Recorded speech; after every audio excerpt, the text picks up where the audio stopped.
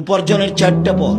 কত দিন বললাম, এক হলো দিন মজুরি, সন্ধ্যায় টাকা শেষ, বাস মরে গেলে ঝামেলাও শেষ। 2 চাকরি, 25 দিনে টাকা শেষ হবে সাধারণত, 5 দিন ধার করছে চলবে। 3 জমি চাষ, সমান সমান না হয় 10। জমি চাষ কি ভাই বুঝেন আপনারা? জমি চাষ বুঝেন? বর্তমান যুগে জমি চাষ মানে যারা চাষি তাকে জিজ্ঞাসা করে দেখেন, আর খরচ আর আয় মিলে কাছাকাছি সমান সমান, আর না হলে লসই আসবে খুব ভালো করে হিসাব করলে। 4 ব্যবসা।